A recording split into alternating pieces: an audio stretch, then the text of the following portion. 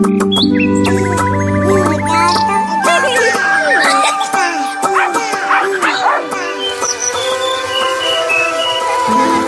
bunda idola anak. Diangkat dari buku Membangun Indonesia yang Kuat dari Keluarga. Renungan untuk para ayah dan bunda. Disampaikan oleh Ayah Edi.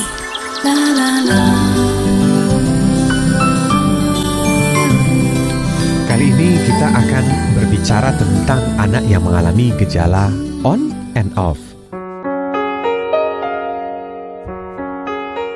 Smart listener, tahukah kita apa yang dimaksud dengan gejala on and off itu?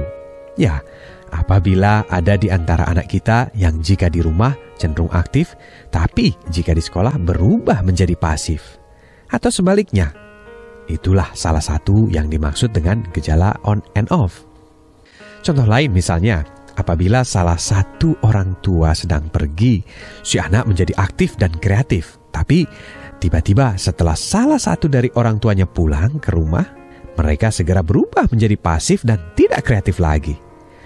Ini juga termasuk gejala on and off.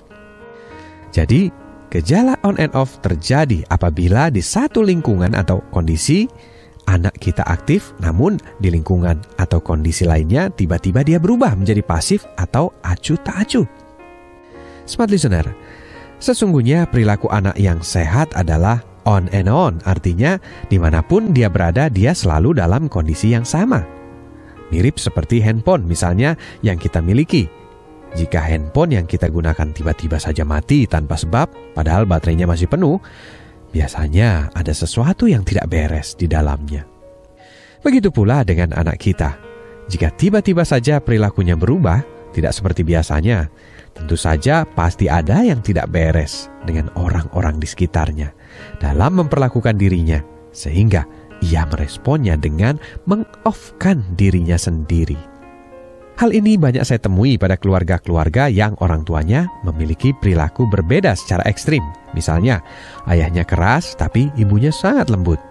Atau ibunya perfeksionis sementara ayahnya cenderung fleksibel.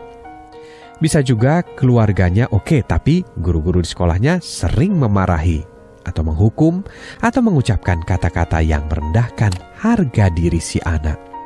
Smart listener, perilaku off si anak ini sesungguhnya akan sangat berpengaruh terhadap perkembangan dirinya, khususnya yang berhubungan dengan aspek kecerdasan dan perilaku. Anak yang cenderung off, maka akan terganggu proses perkembangan potensi berpikir kreatif dan logisnya.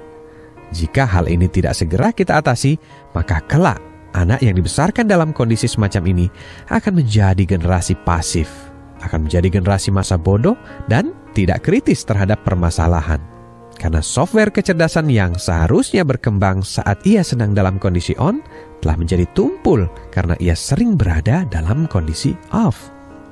Sementara perilaku anak yang sering cenderung off ini kelak akan menyebabkan ia menjadi anak yang minder, tidak percaya diri, atau temperamental, dan perilaku buruk lainnya.